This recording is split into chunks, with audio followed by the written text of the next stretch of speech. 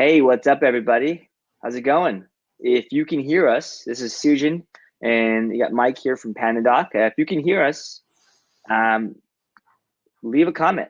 Just say hi. Just where are you guys from? What do you do? Would love to know more about everybody. We'll get started here in a minute or two. And again, if you have any questions, there's a little, what's up, Louise?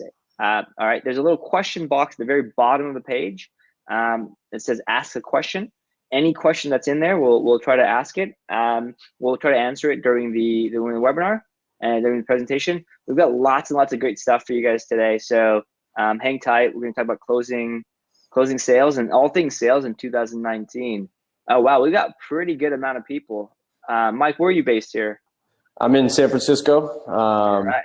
It's raining cats and dogs out here, which is much needed, so we'll take it. Yeah, that's right. Okay, cool. We've got people from Berlin, Atlanta, Mexico, Boston, Venice. Wow, we've got pretty, I think if we get some people from Japan and Australia, we've got the whole globe covered. So any Aussies in here oh, all right, cool. The Caribbean. Okay, so awesome. All right, so let's just jump in. I know people are still jumping on. So without further ado, today we're going to talk about really what it takes to close deals in 2019. New year, new you.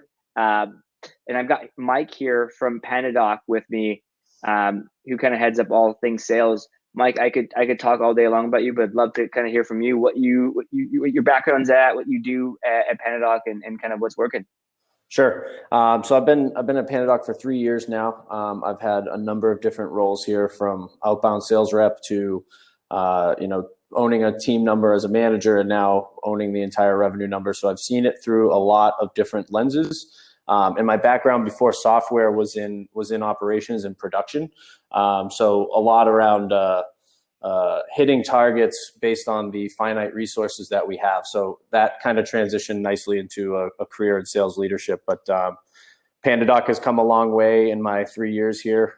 We went from strictly inbound to trying to maximize our inbound flow to now really considering the upmarket. So really happy to share some of the tricks of the trade that we've learned here, and kind of learn from Sujan some of the stuff that he's been working on over at Mailshake. But yeah, that's it for me. Awesome. So hey everyone, I'm Susie Patel, one of the co-founders of Mailshake. My background's in marketing, digital marketing, and I've done quite a bit of sales, although never like a formal sales leader. But some of the biggest marketing gains I've got from a growth perspective, whether it's revenue, new number of customers, what have you, has come from some form of integration with the sales team. And so I think that's kind of where my passion for sales comes in play. I have a little plug for you guys at Panadoc. So I run another company called Web Profits, a digital marketing, and we switched to using a proposal software, Panadoc, and saw a 35% increase in close rate just by using a software instead of sending a PDF. So if you want to close the deal, my quick and dirty is like, if you need to send a proposal of any sort, use something like Panadoc. Panadoc, again, I love it, but use a software and test to see if it works better for you. I found that a lot of people were like, with any just tracking, people were reviewing the things, they just never followed up. And so I could see, hey, somebody was about to sign, or it's sent to like 4 different people. What's up? So I knew the kind of the hot leads or hot proposals over other people. And again, it just helped us optimize our pitch a bit more. And it was a 35% increase in conversion. For me, it was just free money. It's money found by just giving our sales team some people, so some data. So anyways, that's my shameless plug, but it worked for me. So definitely give it a try. All right. Okay, cool. So we've got a lot of people coming in. I see some questions coming in. The first question is cat versus dog. All right. So let's jump into cat versus dog. Mike, what do you think? Cat, dog? Man, I had both growing up. But I definitely, as a salesperson, I think that a dog is more in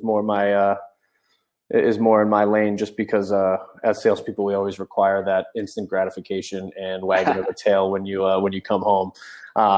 Not to say that cats aren't great, but I guess I'm more of a dog person when I'm put on the spot.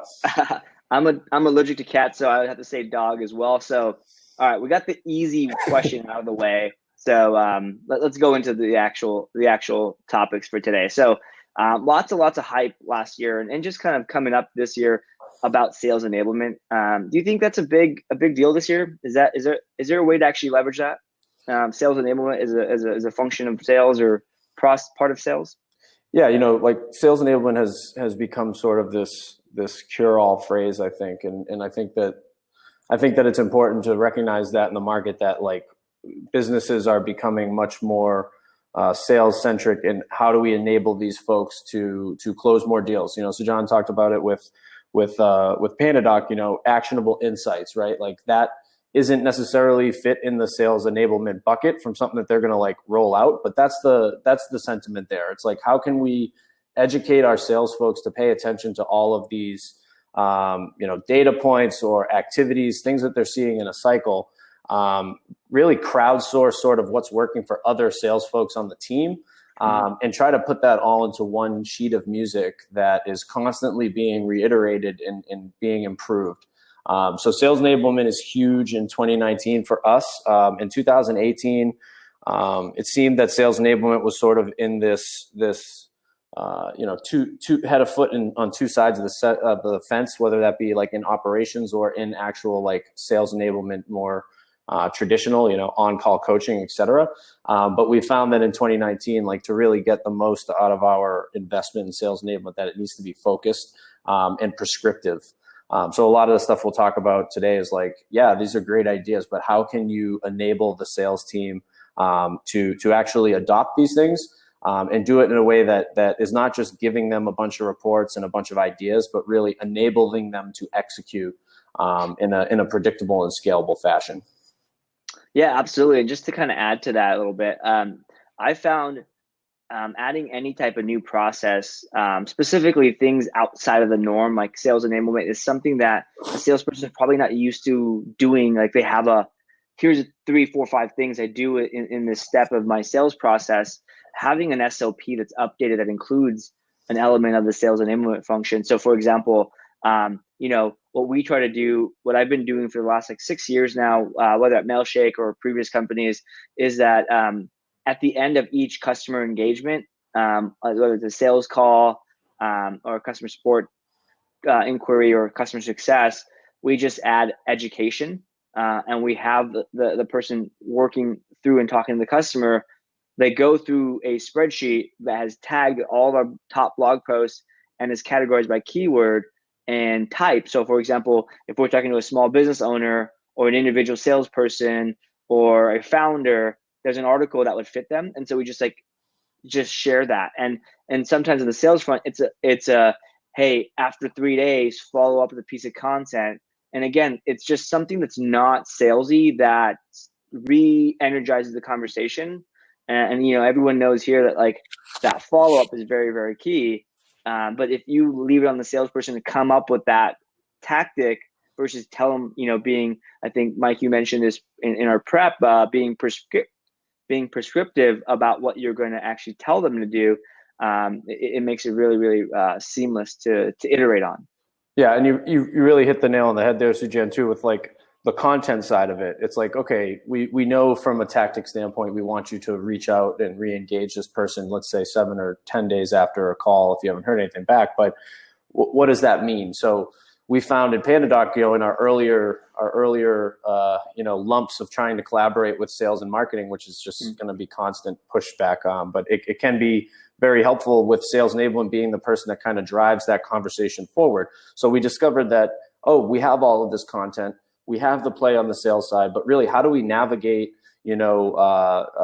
these lists of relevant either case studies or to persona, like I mentioned, if you're speaking to a salesperson or a leader, like how do we curate that content and use that in a prescriptive way? So I really find that the sales enablement leader or whoever is responsible for sales enablement really becomes this place where a lot of different departments kind of meet in the Venn diagram, and you can really drive a lot of change and education of buyer's journey and aligning everybody sort of on the revenue side of things behind these tactics of enabling sales to close more deals, because it really tells that story of who we're selling to, why we're selling to, how we've done this in the past effectively, and then tell that story to your buyer in a relevant way. So I tend to agree with that wholeheartedly. Awesome. All right. And Louise here has a good question. And anyone asking questions, by the way, related to our products, we'll get to that in a little bit. There's quite a few things we want to jam pack and make sure we get through the non-product stuff first, because there's a lot of information. But Louise asked a question about how many touch points do you have with the prospect? I'm assuming with your pricing, your price points on an MRR basis are somewhere between $50 to $100. You guys, I guess, how many touch points do you have?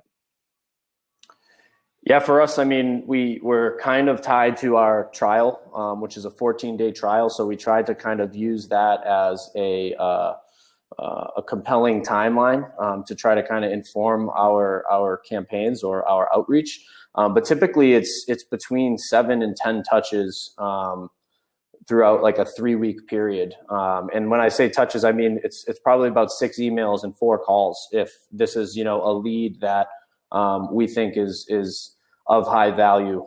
We do have some other leads that come through that through some, you know, lead scoring and activity based scores that are much more ready for a drip campaign. So I think it really depends on kind of what your buyer's journey looks like early on, how folks are engaging with your product in a trial phase, along with if you have the sophistication to do some tracking on like web visits and actual activity within the application, if that's something that you can do, using that information to inform that outreach and try to kind of spread it out over high activity, mid activity, and almost a drip campaign to try to re-engage them maybe in the future when they're ready. I love that. So one of the things you hit on was like omni-channel, phone and email, right? 6 on email, 4 on phone. And I think sometimes, and then you combine that, well, when you combine that with, you kind of alluded to it, which is activity-based sales engagement, whether they're high active, you know, they're very active, low active, somewhere in the middle, or whatever, maybe certain touch points. I think then you have a good mix. And I don't know if you have anything to add, but my opinion or my take is that there's not really a magical formula. It's up to for each business, it's kind of up to you to come up with the right formula that would work. Because I've seen a lot of things, counterintuitive things actually work. But either way, Mike's point is follow up in different methods.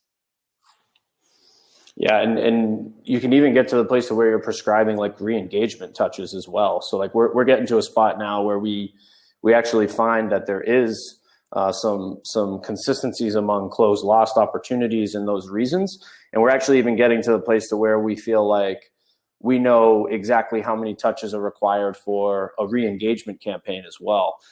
So again, it becomes kind of analyzing your data, aligning it towards your buyer and your buyer's experience, and then from there, kind of using a little bit more, intelligence to customize that outreach depending on where they are in the funnel. Absolutely. What I want to talk about next is AI. AI, I feel like, is this like a dirty little word that no one really knows the meaning to, but everyone tries to use it in context. Or like in their pitch decks and what they do, and whatnot. But do you think AI is going to play a part in 2019 and beyond? Well, let's just talk about sort of the market, I guess, in general first. But like, if you see, Salesforce is working with doing like Einstein stuff, like obviously they believe that there's going to be a play for much more artificial intelligence in the sales cycle. And I think that overwhelmingly is true. I think that the devil's advocate of that, though, is kind of what we're going to talk about more, which is there's going to always be a human aspect to this, I think, forever, especially if we're talking about, startup businesses who are just getting going and they can't really afford those types of tools, or they're still learning kind of like how to inform some sort of a database to help them with like automated outreach, et cetera. Mm-hmm. But really it's about using data and using trends to try to equip an intelligent individual with a few tactics to do better. So, for example, like shameless plug with PandaDoc, we don't necessarily have artificial intelligence built into our platform, but we do have analytics that if you couple that with an intelligent person, they will close more deals. So, for example, Sujan mentioned like you can get to the warmer leads or the hotter leads who maybe haven't been engaging with you in the past, but you see in PandaDoc that they've looked at the proposal 7 times and they've forwarded it to somebody else. Like that is an indicator of a buying signal, you know. And then there might be some other proposals that you send out that are getting no traction whatsoever. So as a sales leader at the end of the month, you know, people are asking me, hey, how should I hit my number? How can I do this? How can I do that? It's like, use this actionable insight to try to close that gap. I mean, you know where to start at least. So really coupling sort of analytics and data with a human being, I think is really good enough for the group that we have here today. That said, Sujan, I know we talked about this in our prep, but like chat bots, et cetera, like that is something that we're certainly seeing at the top of the funnel at PandaDoc. So I'd like to sort of hear how you guys use chat bots, and then maybe I can sprinkle in sort of what PandaDoc's doing as well. Yeah, absolutely. So you should, you know, I think anyone here afterwards or whenever you want, check out the Mailshake website. Just go to mailshake.com and you'll see our chatbots in action. We have a couple different ones. Our head of success has set up some really awesome stuff. But essentially what we do is try to be helpful. So we do use the chatbot in 2 ways. One is we hooked it up with our knowledge base. And so if somebody asks, okay, first of all, it's not perfect. Nothing, no AI, no chatbot, none of these things are perfect. They're pretty much in the early stages. If you're using it for B2B, chatbots are still really, really early because let's face it, when you're buying like chatbots are very used in the e-commerce space and B2C community, and they work really, really well. You know, I'm not talking about Facebook Messenger bots. I'm talking about chatbots that talk about your product and integrate with your calendar, book meeting, what have you. You know, so the 2 purposes of the chatbot are to quickly answer support questions or questions related to the product. Like, hey, you know, most questions we get asked like, hey, do you work with Gmail? Do you work with this? Or is there a limit on how many emails you can send? And, you know, those answers we get all the time. No matter how many human beings we put on it, we would not be able to answer that question fast enough. So a bot is great for that because it's a repetitive question. And so it's common questions. And then the second thing is we use it for booking demos. Now, I did a test. I've done like 4 or 5 different tests with different software companies, chatbots versus booking a demo or a phone call with the traditional fill out a form and what have you. And I can get a chatbot meeting booked and have the call within 24 hours if it's a weekday, versus a lead form which takes 72 to 100 and something hours, pretty much 3 to 4 days versus 1 to 2 days on a chatbot. And that's all because on a chatbot, if you want, and check out when you click on mailshake.com, go to the demo button at the very top, that will take you to a new page and you can book someone's time using, we use Drift right now. And so it's connected to our Help Scout, which is our customer support software. It's connected to a few of our sales teams' calendars, and bam, you pretty much like no one has to think about their availability. And then on top of that, we set up different reminders and follow-up sequences that make sure you get on the call as well as you're prepped for the call. So, you know, we prime the person to be, hey, what are you looking for? Here's the agenda and whatnot. So those are some things we use. Now, I want to go back real quick, Mike, to something you said about analytics and data and buyer intent, right? So one of the things we did at Web Profits that increased our conversion rate was, we use PandaDoc, great, but that gave us the metric of has this email or proposal been forwarded to others, or have multiple people looked at it? So we found if more than 3 people view the proposal, that's likely a sign of it's in procurement and the lead has moved forward. And so when our salespeople follow up, which we always follow up, we've always done a good job following up, or at least we think we do. Now, instead of saying, hey, I wanted to follow up to see where you're at, our follow-up is, hey, do you need any help getting getting this past legal, your CEO, like what can I do to help make your job easier? So we have in enterprise lead, this would be called like our champion internally, which is the person we set the proposal to. But the champion has to go to the decision maker, or maybe they are the decision maker, but they have to go to finance department, legal, all this stuff, right? And so legal doesn't give a crap about how good of a deal this thing is or how much it's going to grow. They care about preventing the company from getting sued or lawsuits and whatnot. So maybe there's things you can do, but our copy changed just from like, hey, I wanted to follow up where this is at, to like, hey, do you need help getting buy-in on this? And that alone was like one point. So anyways, that's my long-winded answer on data. Now, like I'm sure like we can build some sort of AI logic, but once as a human being identifies different data point and intent, you can then try to do and test these things and then create, whether it's sequences or some form of automation. I think that's a better solution for small businesses and small teams versus jumping into AI, because you're going to need so much information before AI is even effective. Right, and I can even poke a minor hole in your deduction on like procurement there. Like, of course, that's a great situation for a sales rep to be in. Like, it's like, okay, great, this is in the procurement stage. Like, they're buying. It's just a matter of time at this point. But what if really the contact you're speaking to wasn't as honest with you as you assumed? Mm-hmm. Like, maybe he's not the decision maker, to your point. So maybe AI suggests that this is in procurement, but because the salesperson doesn't trust this individual or understands like navigating this account might be a little bit more difficult than that, a human being would need to suggest, no, this isn't in procurement. Like, this is actually now to a new buyers committee, and I have more work to do here. Mm-hmm. I know that it was forwarded to the CEO, and it's like, I know what that person cares about. I know that that person's signing off on this. So I might have some more selling to do here. But to your point, anything that you can do with these analytics to inform better decision making, especially at the bottom of the funnel, is going to make a major difference in your conversion rates.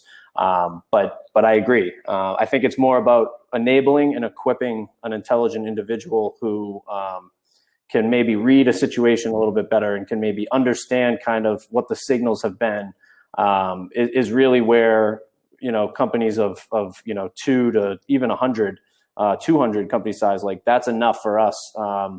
We don't need to invest tons in some sort of sophisticated software when we have a lot of learning to do and a lot of like hungry people who can definitely make an impact without software. But yeah, absolutely. I think there's what you're kind of describing is more like lead scoring and data enrichment, right? So yeah, you could probably get by with, like you said, like if you can identify that person's LinkedIn, their title and the company size. That's really all you really need to know to say, okay, here's what I'm going to do differently, right? I think you can get 10 pieces of data and get machine learning to give you the perfect answer. But what you really need is your sales team to just get the first indicator to go do 1 or 2 sequence, right? Exactly. There's a quick question here about where we're putting our chatbots. I think that might be helpful for us. It's, right on the opening webpage, but we use Drift as well, Sujan. So like the other piece that's really interesting is when you're engaged with an opportunity, the sales rep who's engaged with that person will actually pop up as the chatbot moving forward. So like once they're engaged, it actually looks like, Mike from PandaDoc is now reaching out to you on the web to be like, oh, what did we miss in our call? Like, is there something else that I can help with? So those are just 2 ways that we're using it. Sujan, I don't know where you have Drift set up, but might be helpful to just kind of talk about where you're positioning it. Yeah, so we have it on the homepage. We've actually tested it in like 7 or 8 different places. And I can tell you that the homepage isn't the one that generates the most. So our goal is meetings, demos book, meetings book, what have you. Not necessarily sales. Sales would be great, but I want to be able to at least have a conversation with as many people as possible. The homepage actually has the least amount of meetings, most amount of questions answered, most amount of engagement, but those are kind of surface level questions. On the pricing page, on our sign up page, and we have dedicated demo buttons that actually generate 2-3 times the amount of, not necessarily leads demos, but the conversion rate's much, much higher. It's 2 to 3 times better. Yep. We had another question here that was actually pretty good. If you have a decision maker on the line, what have you noticed ways to pushing them signing a contract? This is the stuff that I love, especially with PandaDoc.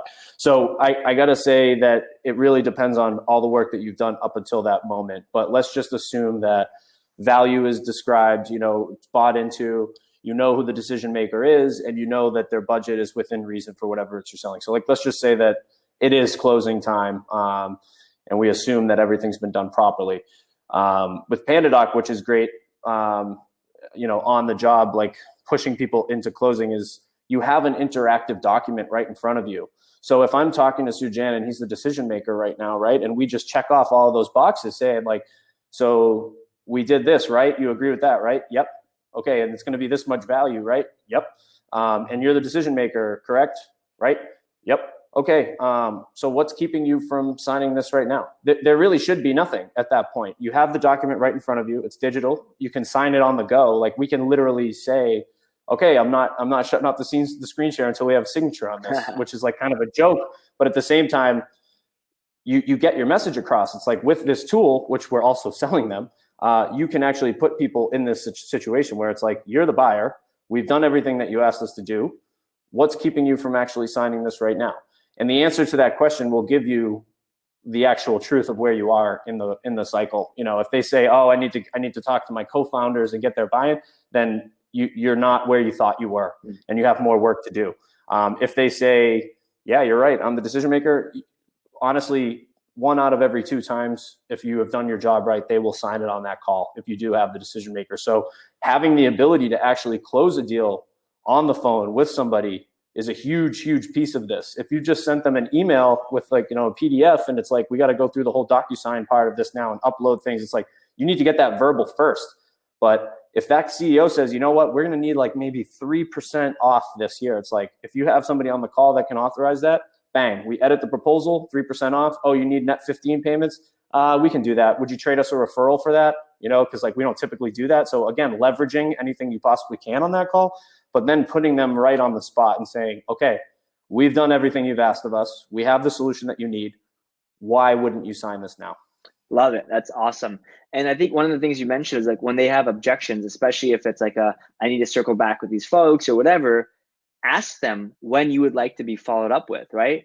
And then when you follow up, you can say, hey, you mentioned that I just wanted to follow up because you mentioned blah, blah, blah. I mean, say it better than that, but like you throw the words right back at them saying, hey, I'm following, you told me to follow up. I'm doing it, right? And I found a better engagement in the follow-up. All right, so couple more things on chatbots. I want to make sure Matt's question gets answered. So, Matt asked about what happens if the person that's like pops the message on the chatbot isn't available. And yeah, there's autoresponders, but the whole point of a chatbot is that you can programmatically answer like questions. You can ask your customers a question and then have programmatic answers. And so when Mike's not available or the team's not on, you can essentially have the person having a conversation, basic information, and then when Mike is on or when it's worthwhile to have a human being jump in, you're jumping in on more engaged or more qualified leads. So, again, live chat and a salesperson can't do live chat to tens of millions of visitors to the website, but you damn sure can do it too. If I told you, Mike, I've got 1,000 prospects, qualified leads right now, you're going to figure out a way to get your sales team on it versus, hey, Mike, I've got a million people visiting your website. I want you to fill up. I want your sales team to answer all those questions. It's just like not feasible to, wow, 1,000 leads. How many? I'm just going to apply my metric. I can close 45% of those deals. Bam. Now it's a number of revenue you can make a judgment off of. Yeah, and the other piece too is like with Drift specifically, as opposed to like an intercom or some other like live chat mechanism, Drift is built literally for marketers and sales to work well together. So like from the marketing side of things, it's about like understanding the buyer signals, where are they going, like trying to get some data on best sign-up sources, et cetera. If it's to Matt's question, like if an AE can't actually respond to the live chat, it's still going to equip that account executive with information that they didn't have before. So it's like, oh, they're looking at pricing. Do you have questions about pricing? Did we not cover that on the phone? Like, and this is all stuff that you can actually automate. It could also be like, do you need to speak to somebody right away? So like in that scenario, it's like automatic notification to the account executive, like, hey, you got somebody that needs to speak with you, like pay attention. So there's plenty of ways that you can set it up for your own scenarios, but it's pretty agnostic to every single buyer's journey, and it's pretty easy to customize for like what works best for your own cycle. So a lot of the stuff we're talking about might be specific to our own workflows. That doesn't mean that these tools can't support something else. They're actually quite literally designed to do this stuff. Yeah, absolutely, and they're only going to keep getting better. So I see this as a viable part of a sales process in 2019. So I want to take a quick break and answer some questions, Mike, that we're getting a lot around your product. And so I'll just shoot them if you don't mind answering them, or you can post them later. So first one, I think it's for me, is when is a Mailshake PandaDoc integrations coming? So it's on the docket. We've got some really cool features coming up in the spring. And then right after that, we'll go into town on integrations. So soon. That's as much as my decision maker, which is our CTO, has allowed me to say. Also, you can hack it with Zapier and stuff like that if you do have the resources. So with webhooks and just endpoints, like you can probably figure it out on your own. But when we're talking about like an out-of-the-box integration, I'll defer to the CTO of Mailshake on exactly. Like you don't need to, like, I wouldn't wait. If I were in your shoes, anybody's shoes, if I needed PandaDoc integration, I would go do a Zapier, a Zap when, let's say, somebody views, 2 or more people view, because PandaDoc has this information. When 2 or more people view my proposal, send this follow-up back to Mailshake and trigger a follow-up. So you can absolutely do that. All right, enough about Mailshake. Let's talk about PandaDoc, because we've got some pretty good questions. So can you guys help prioritize sales opportunities? Is that a thing you can do? Sure. So right now, the analytics that we were talking about, they could show you, sent, viewed, completed, and those status changes are usually an indicator of something. So when we talk about like enhancing or identifying warmer leads, like there's nothing out of the box that's going to say like follow up with these ones over these based on analytics, but that's where the human aspect sort of comes in. If I've sent out 10 proposals, right, this month, and half of them are in viewed status and the other half are not, I already know 50-50, at least to a certain degree, what I need to do in those 2 accounts. One is like, there's more work to be done here, or I need to attract the right person to this proposal, or 2, I have somebody who's buying here and it's time to smell blood and really go in for the close there. So I think that that's actually a very interesting product enhancement that we've discussed in the future being potentially something that we can add to it, because we do tie to like increasing close rates. So some sort of a reporting mechanism that would kind of enable you to make those decisions better would be useful. We do have reports based off of like the number of proposals that you send from a certain template, what's working. It's a little bit more of a marketing data, because it's like, okay, what types of content is in this proposal versus this one, and why is this getting more views and more close rates versus another? So we have that type of data gathering. But when it comes to just like an AI version of you should be aggressively attacking this deal because it's ready to close, that's where sort of the human aspect comes in with PandaDoc. Yep, that makes sense. Hope that answers the question. I think so. All right, we got one more question or 2 more questions related to PandaDoc. Do you have an optimal, do you have any data for an optimal length number of pages for a proposal? That's an interesting question as well. We really try to use the proposal as like the place where marketing and sales aligns to enhance the buyer's journey. So what I mean by that is we have the ability to customize documents with a content library that, say you're speaking to a contractor or you're speaking to an agency, right? You don't want to send the same content to those people. They're much different buyers. So I think it's much more about how do you customize this to your buyer. But when it comes to length, our proposals are about 7 pages long, I think, when you scroll through it. And that's mostly due to the fact that they are extremely marketing friendly from like a design standpoint. So we're really showcasing the business in a way that differentiates you from the competition, where it's like, I'm reviewing 3 proposals for this solution, 2 of which are on PDF, and the third one is actually custom to me. I can scroll through it. It's design friendly. It's like, this is how I want my business to look when I am asking for revenue. So I think it does depend on what you're selling. You know, if your contract is super long, like our MSA is actually just linked in our proposal. And if you're going to redline that, like we actually use that as another indicator of, okay, this is a much more mature business that we're working with here. So we should probably pump the brakes on our close rates on something like this, because it's like, it's going to take another extra 2 weeks when we're in procurement. So there's a lot that you can learn from testing different types of proposals, but there really isn't a cure-all. I like to think shorter the better, but the more custom the better is really what it's about. How do you customize that proposal to the buyer versus I'm just copy and pasting somebody's business name into this area on a Word document, and that's as far as it's different for every other buyer, right? Like it's just the business name that changes on these proposals and the price. That's boring. So yeah, that's my 2 cents on that. Yeah, I think more customizable, the better. And like you said, like the MSA or the Master Service Agreement, if someone's going to go nitpick on, like, so you said you have a second section, a whole separate doc for that, right? But you mentioned it, you reference it, like by signing this doc, you agree to the MSA link to here, kind of like when you sign up for like a SaaS business, right? You sign up for Mailshake, you click the box, I agree to the terms of the terms and services. Right? Yeah, exactly. But you don't, you know, some people will read this terms of service, but you don't want to show them the terms of service. It's the same thing on a proposal. It's like, you don't need to show every little detail, and that kind of thing can go with an NDA, SOW, but and then in customization. Like, so one of the things I've found to be really awesome for customization is if I'm sending a proposal, if I have like clients I've worked with, results, I have lots of like logos, as well as different case studies that I include. I always include 1 or 2 in a proposal, and it's really short, like links, paragraph, and then it links to an actual case study web page.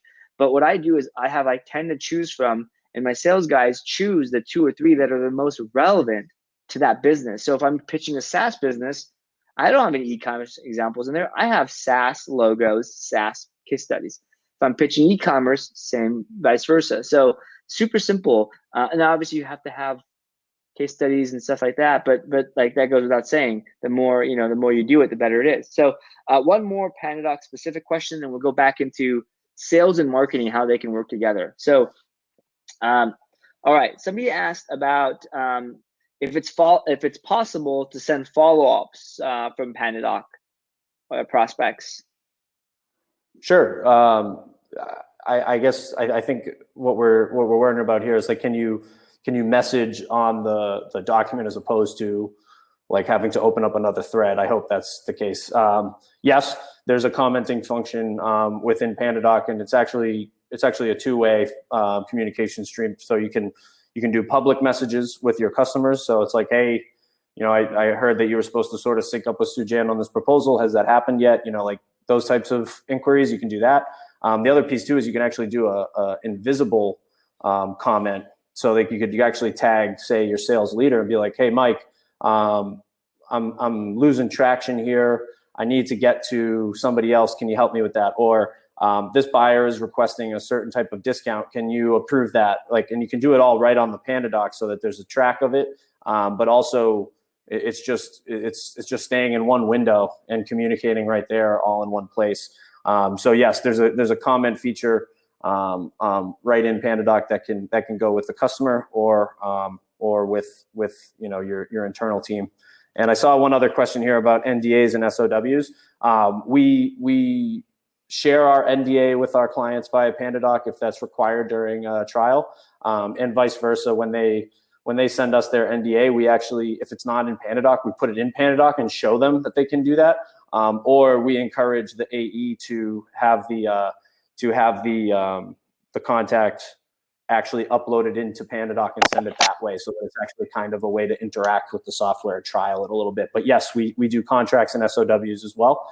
The product roadmap for that is actually really, really interesting because we're trying to get to this place where it's a deal room, and as opposed to having just one document with everything attached to it, that we actually have, okay, this is the proposal, this is the NDA, all the recipients on every one of those things, and your buyers can actually access that deal room as well. So it's like it's a double value add where it's like sales reps struggle at trying to organize all of the content that goes into a sales cycle. We can put it in one place.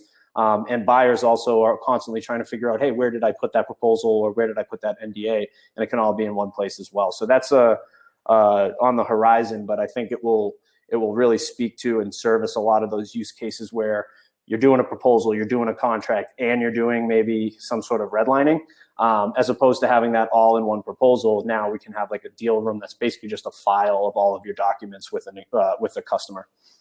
Nice. ETA on that? I don't want to hold you to it, but rough timeline? Yeah, I have, again, product timelines, et cetera. You always feel uncomfortable committing to those, but I've been told that halfway through this year, we should be getting at least a beta version of that.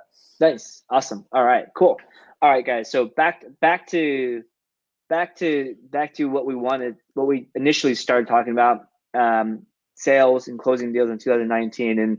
And this next kind of category around sales and marketing working together, I think is, for me personally, been the biggest impact in closing deals. But I want to get, Mike, your take on it. You're a living, breathing sales leader. So what do you think about kind of sales and marketing and the relationship between them, and how do you guys do it at PandaDoc, or have you seen it done well in previous positions? Loaded question. I'll be transparent. I'm going to be transparent here. We were obviously a largely inbound driven business to get going. So marketing had an opinion that it was all about, traffic and leads, and those things are also all extremely important. I'm not saying that you should discount any of those volume metrics, but what really allowed PandaDoc and allowed sales and marketing at PandaDoc to finally collaborate in a healthy way was actually tying us to pipeline. So like PandaDoc, the marketing team is their bottom line metric is pipeline generated, and that's sort of the shared metric between marketing and sales. That's what we have to convert off of. And once it became about that and not volume, we start talking about the quality of the leads versus just the volume of those leads. So that alone enabled us to have what I think was a very productive 2018 from a marketing and sales collaboration standpoint. And the way that we did that was by understanding our ICP much better. So looking at all of our inbound data and seeing, oh, these are the best customers that adopt, that expand, that refer us business. So once we understood that, it was about, okay, what are the personas within those company sizes that actually generate the best opportunities for us? And we finally had those conversations around how marketing can cater our content based on persona and based on industry and based on company size, and really have a very streamlined, targeted message.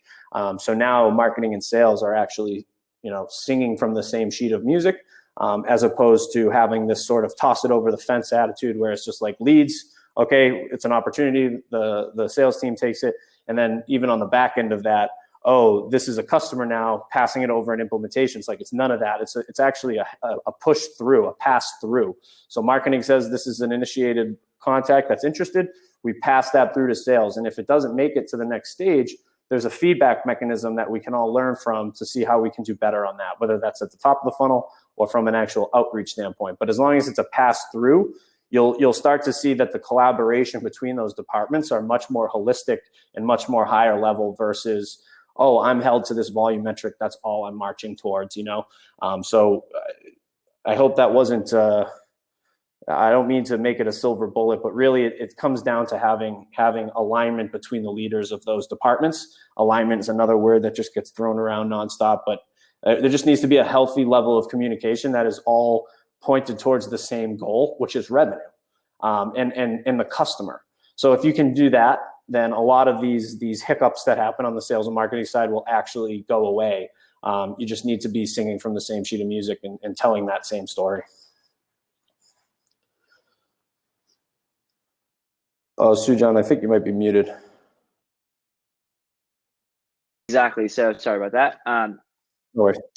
A good example of this would be chatbots, right? Like, who owns it? Well, it's really a collaboration between marketing, sales, customer success, customer support. Who owns it? Everybody owns it, right? Like, if the customer support element is messed up, it's up to the team to fix it. I think one of the ways I found, if you're a marketing side or you're on the sales side, whatever side you're coming from, to get everybody aligned, go buy the sales leaders, the marketing leaders a round of beers, and do it on a Friday.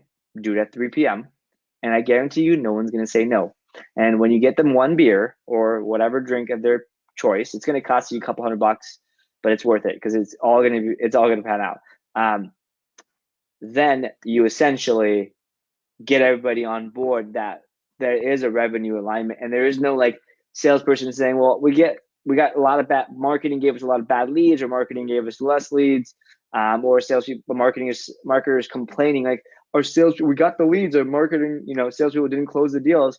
At the end of the day, it's 2019. Everybody's accountable and for growth, which is whatever your kind of North Star metric is, revenue, number of customers, whatever.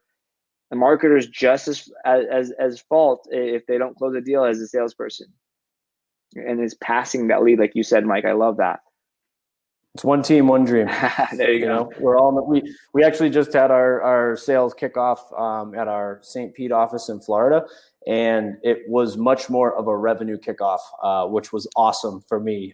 The marketing team and the customer support team and even product were all talking about how we can all achieve our mutual goals, and the way to do that is actually to feed sales. It's like really, really basic, but if you can feed the sales team with the right stuff and revenue keeps growing, we're all winning. And that's where it comes down to. It's like, what is the goal of the company here, not just these individual departments? Yeah, absolutely. And so I'll give you guys a concrete example from the marketing element on the marketing side of the world, of how the teams can work together, and what's some examples of relationships.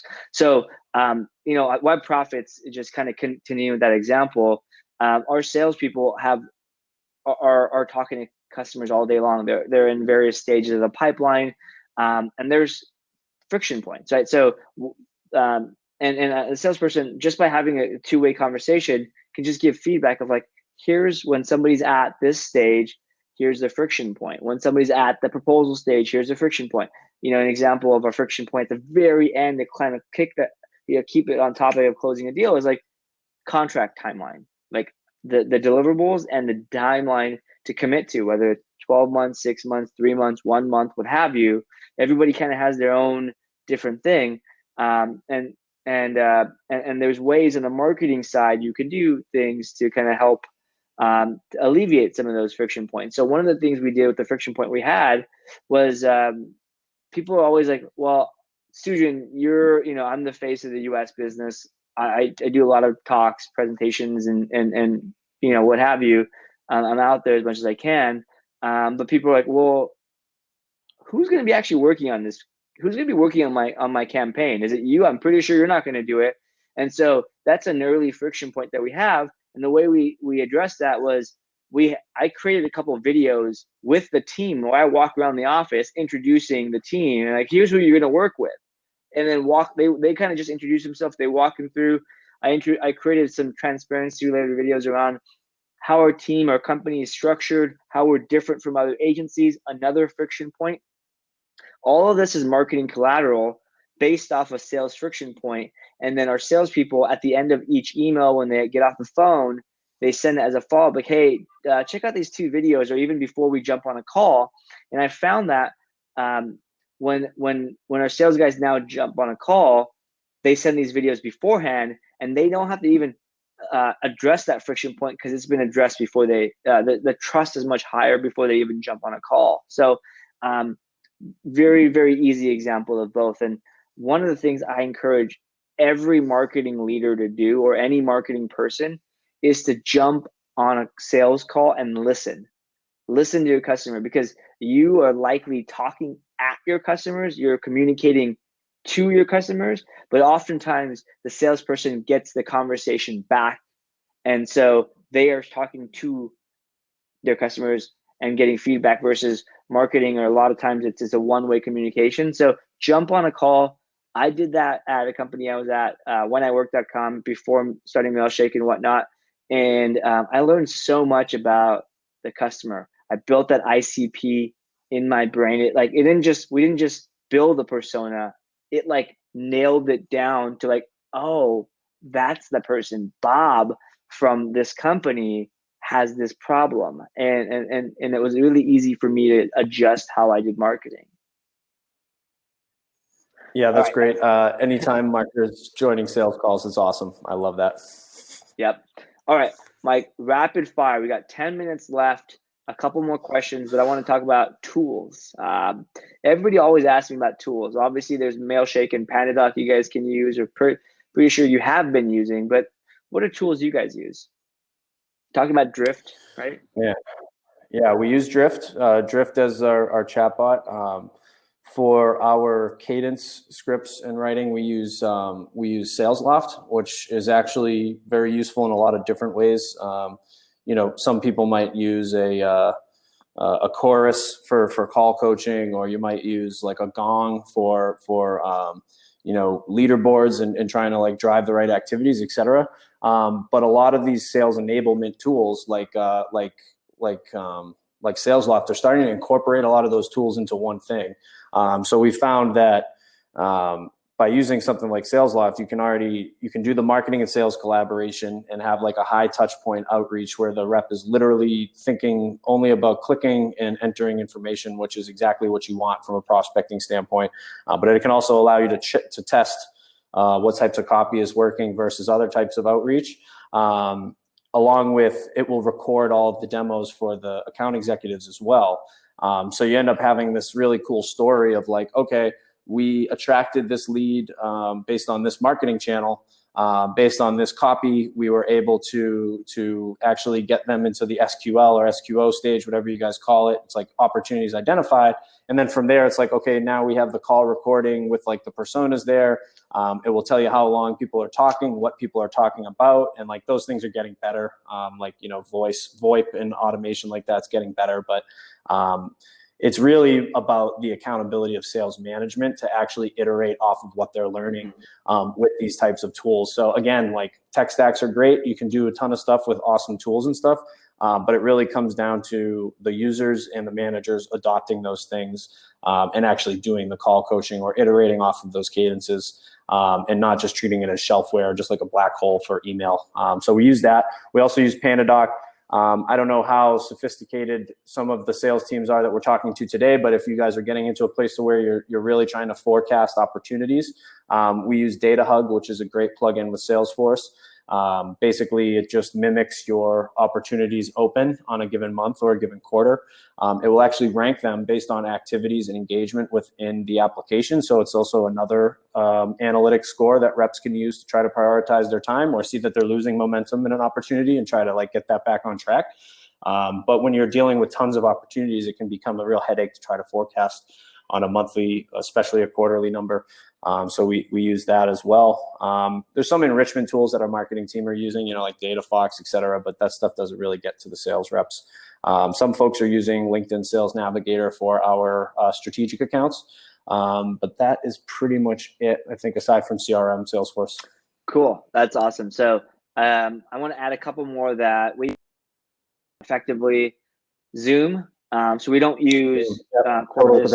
Yeah. So super simple thing. Video showing emotion visually versus audibly is easier to see. If you see me excited, I'm like in your face. If I'm like kind of bored, I'm like this. Like you can see that on a video chat, so you get another like kind of emotional EQ kind of touch point or signal. And we just record. We could just record the calls, and every week or every month we audit the recordings, which pretty much means every single person in our company listens to 2 or 3 different sales calls at 2 or 3x, right? So you get it done fast, but you kind of know the general theme of it. We use so I own a lot of different companies, so I'm going to use some of my own, but Voila Norbert, we use that for enrichment, the enrichment product. And that just means any deal, like any email or any email that comes in, any person that we go through goes through that. So we have their LinkedIn and other information. You can also use Clearbait Enrich. Their Chrome extension is really cool. So you have that information right in the fly. Zapier galore. Like we use Zapier for like everything to connect the tools, because if you're going to look for the perfect stack that integrates with each other, you're going to be waiting forever. The world we live in today is very, very like perfect tool for a very specific solution, and make sure the data then can be connected with another tool. But we're not in the all-in-one era that we were in, a while ago. We're kind of coming out of where like one tool is perfect for many things, or it does an okay job at like 50 things. You can get 50 best of breed tools, and all you got to do is get them to work with each other. And it's a little harder, but you end up with a better overall stack. Yeah, to speak to Zapier or Zapier, I don't know how to say it. I just mix and match. Yeah, right. Our sales engineer says it is Zapier, so I'm gonna stick with him because it rhymes with happier. So that's how I remember it now. All right. But we actually have an interesting hack with Zapier. Geez, I did it again in Slack, which is when like a closed won notification comes in off of a PandaDoc proposal. The Zap pushes that to a sales wins channel in Slack, and everybody gets to like celebrate, a new customer. So that's a cool way to kind of integrate some of these tools with more of a rah value add versus anything else. But we use that too. Another one for smaller businesses that's really useful is Troops. I'm not sure if folks have heard about that, but it's a plugin for Salesforce and Slack. So if you have like a pretty lean, fast-moving sales team that's really trying to update records kind of on the go, you can do all of that within Slack and Troops. And you can actually, so you can update Salesforce records in there, and you can also create custom reports to be pushed to you on a weekly or a daily basis. So when I'm managing 15 sales reps, it's not easy to see which deals are getting pushed out, et cetera. I can just kind of go to my Troops reports at the end of the day and get an idea of kind of what happened with some of our activities. So wanted to mention that one too. And their team over there is really great. So awesome. Give them a shout out if it's something that's helpful. Yeah, very, very awesome. I think we didn't touch on this, and we can maybe even talk about this another time, is around motivation and operation and people. Like you mentioned, and I just want to end with this, is like, process is great, technology is great, but at the end of the day, it's the people that are grinding and following up, and persistence, right? We talked about this a little bit in our prep call, but it's really about persistence, right? It's really about being intelligent. You can remove the artificial part and just be intelligent, right? And still close deals. You don't need to like artificially close deals. You just need to get them done, right? So, I think low tech, getting stuff done and looking at the simple small things day in and out and doing them is going to work, right? So magic formula for follow-ups, I don't know, somebody out there said 7, somebody out there said 15. My take is 3. Who's right? Figure out for yourself. You have to test it. Certainly. And also like with sales folks who are like usually very competitive and focused on goals, like, of course, you think it's simple enough to give them a revenue target, and that would motivate them, right, to hit their numbers. But sometimes you need reps to do things that they don't necessarily notice are revenue driving. So that's like clean Salesforce.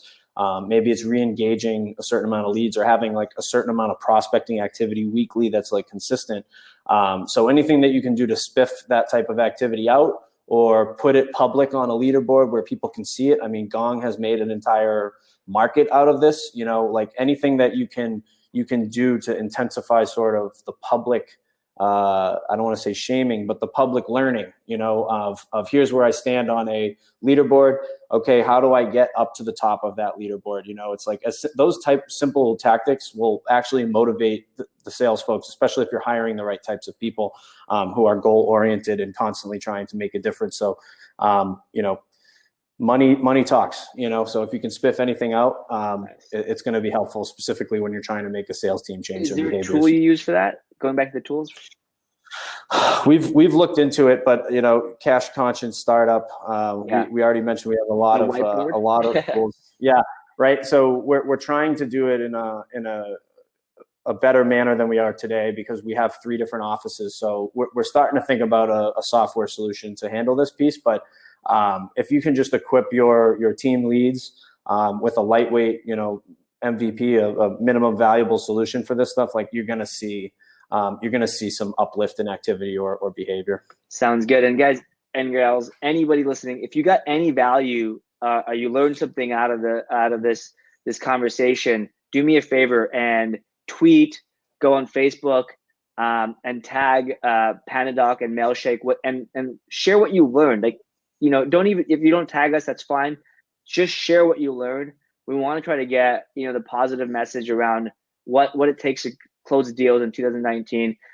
Bonus points if you actually use our right handle, Twitter handle. It's Mailshake app. We cheaped out and didn't buy at Mailshake from somebody who was holding our brand hostage. But anyways, if you learned anything, do me a favor and share it. If you didn't learn anything, email me, sujin@mailshake.com, and we'll make sure we fix that going forward. Thanks, Mike. Same here. Mike at Panadoc, super easy. All right, you can't miss us. We'll make sure we do a better job next time if you are hopefully one of the, not the very many few there. All right, thanks, Mike. Take care, everyone. Thank you, guys. Take it easy. Take it easy, Sujin. Bye.